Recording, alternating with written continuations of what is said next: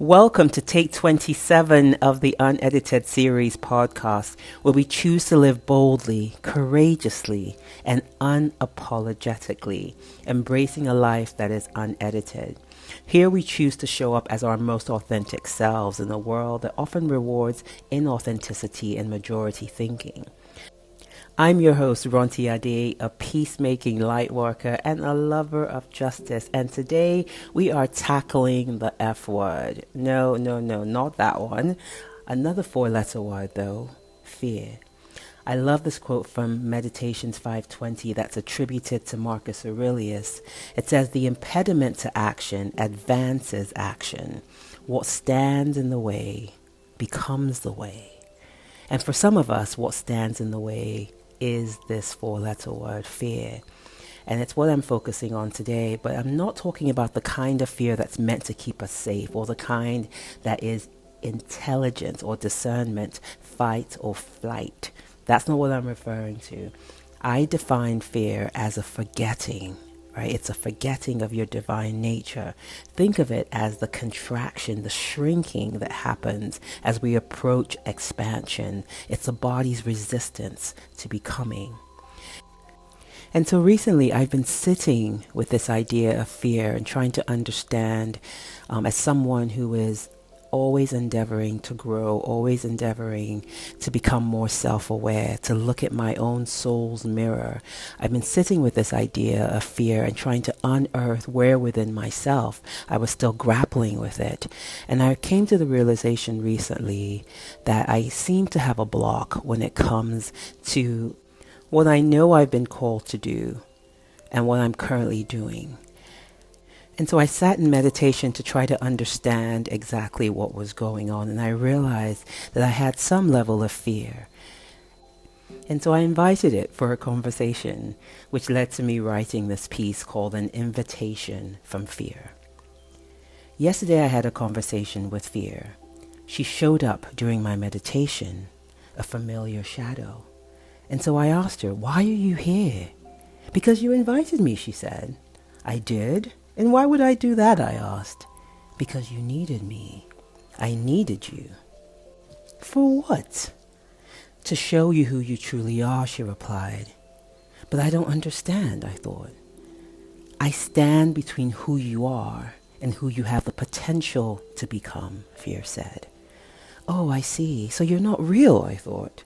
"I am real," she replied, "but only in the way a shadow is real, dependent on the light that you carry."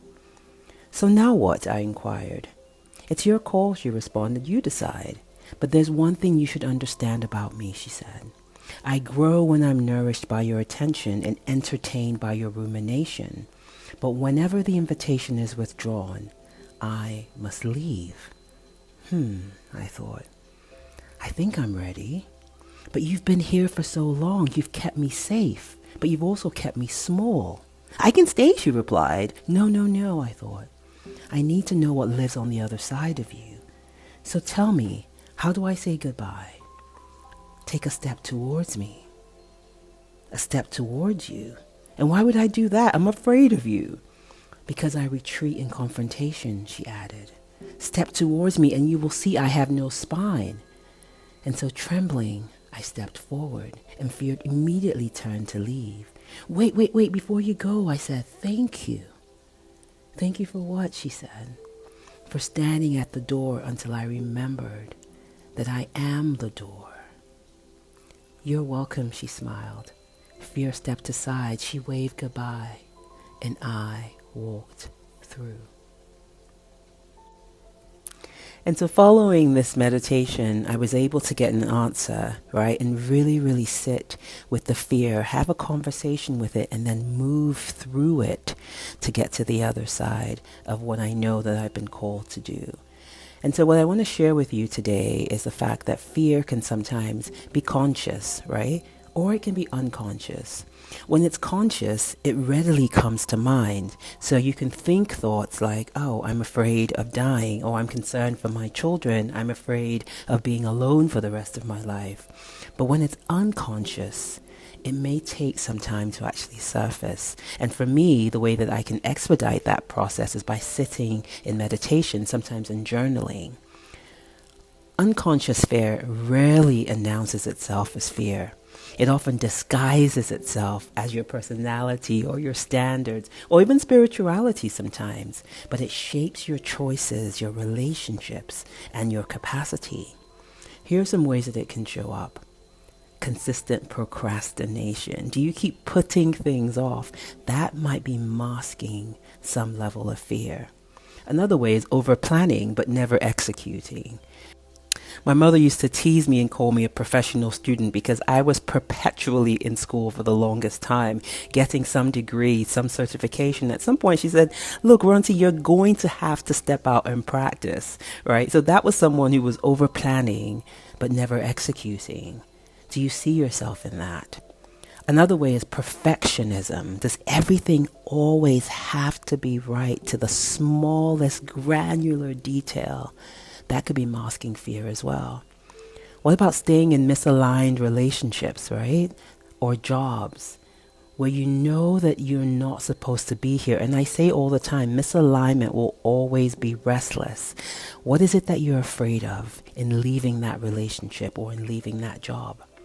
Another way is spiritual bypassing. And in your religious circles, you will hear particularly Nigerian Christians say all the time, oh, it is well. Or if it's for me, it will come, right? When we outsource action, it may also be masking some kinds of fear or some levels of fear. What about playing small to avoid visibility or competition or overachievement? That certainly was me as well. I always had to be the best in whatever it was that I set my mind to do, right? And I recognized after sitting with that one several years ago that my competitive nature was also masking some levels of fear. Another one that sometimes people don't even think about as fear is people pleasing. Are you someone who everyone always has to like? Or is there a fear of being unliked?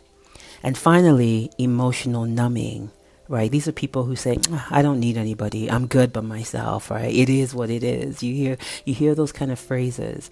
All of these are examples of situations that could be masking fear. And so how do you surface unconscious fear? I want to give you a couple of pointers on that one. The first is to consider where you keep repeating the same pattern. I tell the story all the time. When my daughter was in primary 5 or 5th grade, she was having a challenging time with mathematics. And anybody who knows me knows that I still grapple with math, right? It's not the easiest thing for me, right? I have other strengths, I like to say now, right? And so she would bring her homework to me, and every time I would help her, apparently she would always get those questions wrong. It happened so often that there was a day that she came home and she had, some math homework. And she came to me and said, Mom, I've got math homework. And I said, let me help you. And she goes, no, Mom, I'll take my chances. Right. And, because I was apparently the lowest common denominator. Apparently all the questions that she got wrong, I had something to do with. Right. And I really love that story because it's similar, right, in many ways to us. If you are the repeating pattern, you are the common denominator in your relationships where things are going wrong, perhaps there might be something to sit with there.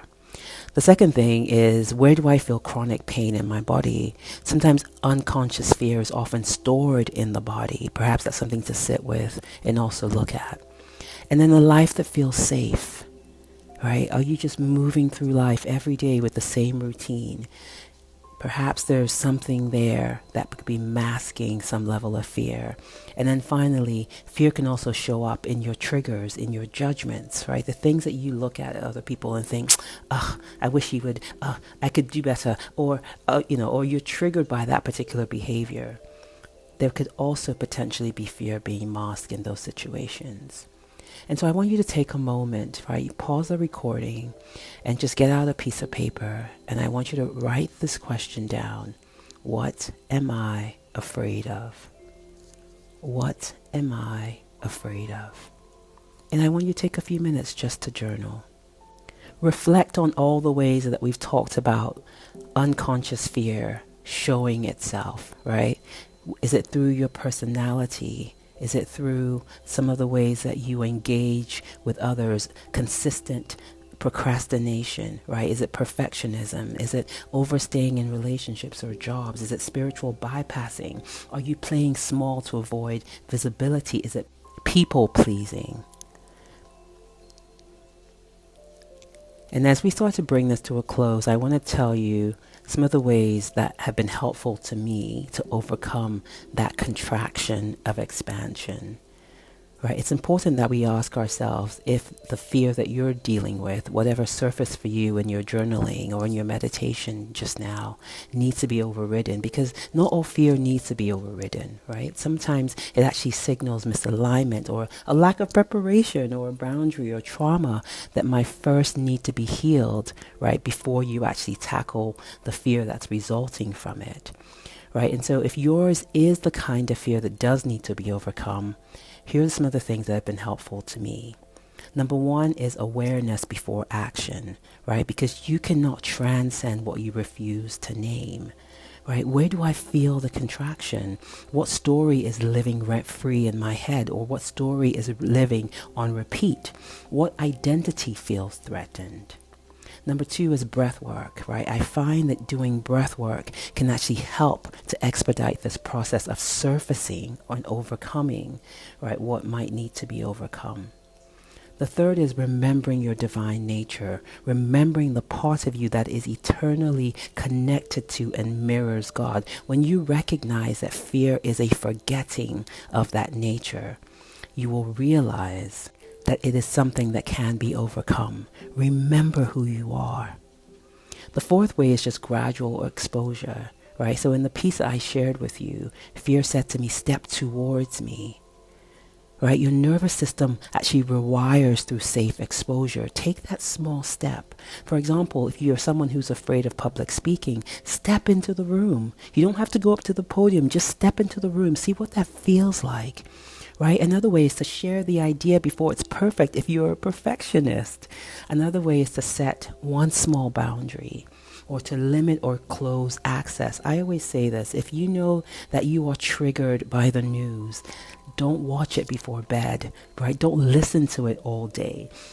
Make sure that you don't have notifications turned on when it comes to breaking news, right? Also limit access to certain people that might trigger fear in your life. If you know that every time I have a conversation with Doreen, or if I have a conversation with Funke, or if I have a conversation with Tom, every time I speak to this person, I always leave feeling a bit more afraid. Perhaps you can limit or even close access to that particular person. The fifth way is to build tolerance for discomfort. It's been said that the body prefers familiar suffering to unfamiliar freedom.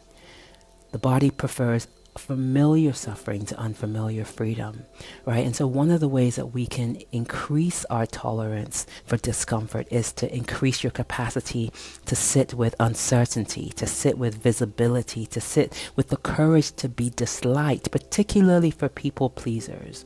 And increase your capacity to sit with not knowing the outcome for people who like control, right? These are ways that you can actually build tolerance in that discomfort. Allow your body to sit in these situations, and you will realize that you start to overcome any fear that might be creating some contraction. My sixth offering is for you to align with something that's larger than yourself. A calling, justice work, love, service, evolution, right? Align with something that's outside of you, that's bigger than you, right? This is certainly one way that I found that you can start to overcome the contraction of expansion. And finally, it's to listen to yourself for your own solution. Listen to yourself for your own solution. You have the wisdom within you to overcome any fear that you're facing. It just takes time. It just takes courage to be able to sit with yourself, to listen for your own wisdom. And so I'd like to teach you the freeze frame technique. It's from the HeartMath Institute, where my coaching certification is from. The first step is to simply become aware of the life issue, a challenge or the opportunity and any feelings that you might have around it.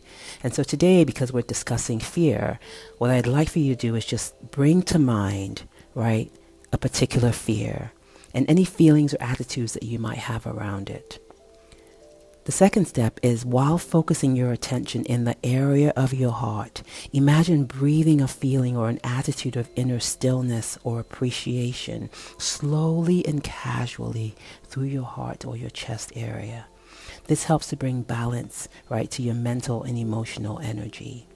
The third step is, while maintaining that inner stillness, calmness, or appreciation, ask your heart for guidance, for a solution, or a deeper understanding of why this fear is here. What is this here to teach me? What is it here to show me? Give me guidance, heart. Give me a solution, heart, on how to move through this. The fourth step is to quietly observe any subtle changes in your perceptions, in your attitudes, or in your feelings. Are you suddenly feeling heavy in one particular part of your body? Do you have palpitations in your heart all of a sudden? Do you have goosebumps? Did you hear a voice? Did you see a picture? Right? Follow that leading. Ask more questions as to what that particular response was here to show you. And then the fifth step is to commit to sustaining that beneficial attitude shift, right? Or whatever it was that you just got from utilizing this technique, right? Commit to sustaining it and acting on any new insight. And so I hope this was helpful to you. I know that, utilizing some of these techniques and really sitting with myself to surface exactly what was going on was certainly helpful and beneficial to me. And also, of course, if you need life coaching, just send me a DM, send me an email, right? info@rebidahosa.com, info@rebidahosa.com. I'd be more than happy to walk you through this process. Those are my thoughts of the day. Do with them as you will. Grace, peace, love.